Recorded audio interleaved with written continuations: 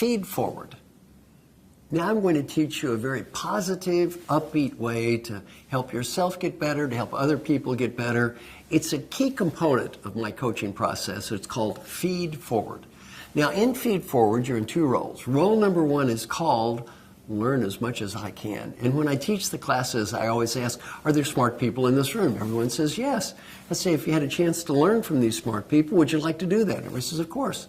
Role two is help as much as I can. Then I ask, are there nice people in the room? Everybody says yes. I said, if you had a chance to help these nice people, would you like to help them? And everybody says yes again. So I say, look, you're either going to be learning from these smart people, which is good, or helping these nice people, which is also good. Therefore, it is all good. Now, what are the rules of Feed Forward? Rule number one is no feedback about the past. No feedback about the past. We spend too much time in our lives talking about the past. Have you ever been impressed with your husband, wife, or partner's near photographic memory of your previous sins, which have been documented and will be shared with you in a repetitive and annoying way? Well, you know what? We can't change the past anyway. Rule one, no feedback about the past. Rule two is harder. You can't judge or critique ideas. In Feed Forward, you're asked to ask for input and listen to it without judging or critiquing. A good philosophy is, when I get an idea, I should treat it like a gift. Treat the idea like a gift. Now, if somebody gives me a gift, should I say, stinky gift, bad gift, I don't like your stupid gift? What should we say when somebody gives us a gift? Thank you. Treat the input like a gift, and you say thank you. Now, how does Feed Forward work? Well, you can do this with a team, a large group. I've done it from 6 to 6,000. Each person picks one area to improve. Not 30, not 50, not 101, and whatever they pick needs to come from their heart. Then each person says, my name is, I want to get better at. The other person gives them one or two very quick ideas for the future, no feedback about the past. They say thank you. The other person says, my name is, I want to get better at.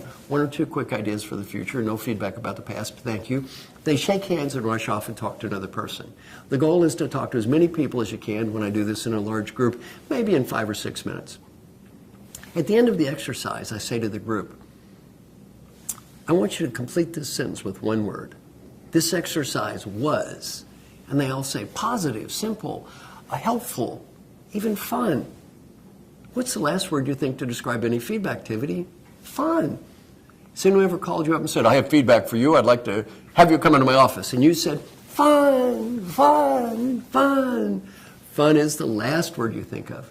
Yet when I do the Feed Forward exercise, no matter what country I'm in, 95% of the people say it's positive, useful, helpful, or even fun. Then I ask, why? Why do people see this as fun as opposed to painful? And they say, well, to start with, it's fast. One thing we do about coaching is we talk too much. And in this exercise, you learn to give one or two very quick ideas. Don't babble on. By the way, if I'm doing coaching, we often talk too much. I give you my best idea. Now I talk some more. My second best idea. I talk for an hour. My 75th best idea. What happens to the quality of our ideas? We keep babbling. They get worse and worse and worse. And you don't remember my first good idea. You remember my last stupid idea. Another term is it's simple. It's not too complicated. It's positive. It's focused on a future you can change, not a past you can't change anyway.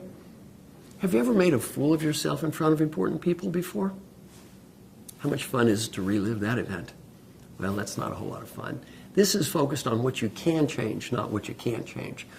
Some other comments. No judging. I always tell a group, if I would have allowed you to judge or critique each other's comments, you'd have spent twice as much time debating about the comments as listening to the comments. How much do I learn proving you're wrong? Nothing. How much do I learn proving I'm right? Nothing. What percent of all interpersonal communication time is spent on somebody talking about how smart they are, how dumb somebody else is? About 65% of all time is wasted on that. Cut that out, life is much, much more positive. One gentleman said, I listen better in this Feed Forward exercise than I almost ever listened in my life. Ask him why. He said, normally when other people talk to me, I'm so busy composing my next comment to prove how smart I am not really listening. I'm just composing. The irony, he had a Nobel Prize. A man with a Nobel Prize in a management class trying to prove he was smart. I said, look, you got one Nobel Prize, you're not going to win two, it's okay. Let's just declare victory here. Well, a couple of final points on Feed Forward that make this work. A common misconception of coaching is, I have to have a deep knowledge of you to help you. I've done this with groups of people who didn't even know each other, and they're shocked how much they learn. Sometimes we learn more from people we don't even know. They don't have stereotype, they don't have history, they don't have baggage. A bigger misconception of Feedforward is, I have to be better than you to help you, or superior to you, or you have to be smarter than me to help me. Wrong. At the end of the exercise, when I work with large groups, I say, how many of you felt the need to say this to the people around you? I have your problem too. I have your problem too. I have your problem too. They almost all raise their hands. It doesn't matter what country I'm in. Even though our cultures are different, in here, we're not the difference. We're not that different on the inside. And most people say, I am amazed at how similar everyone else's issues are to my own issues. Well, we don't have to be better than others to help others. Better off being a fellow human being, stumbling through life without clear answers to tiny little questions like, who am I? Where are we? And what is going on here? That's all we are anyway. We're not little gods. We're just little confused people stumbling around. What's great about Feedforward is the whole focus is on helping each other, not judging each other. So if you look at Feedforward, a very simple process. What do you learn? You learn to ask for input. You learn to listen non-defensively.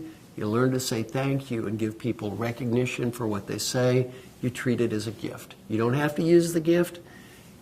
You listen to it and you thank them for giving you the gift. And then on the other end, you learn not to judge. You learn not to critique. What's great about Feedforward is everyone is focused on helping everyone. No one is focused on judging everyone.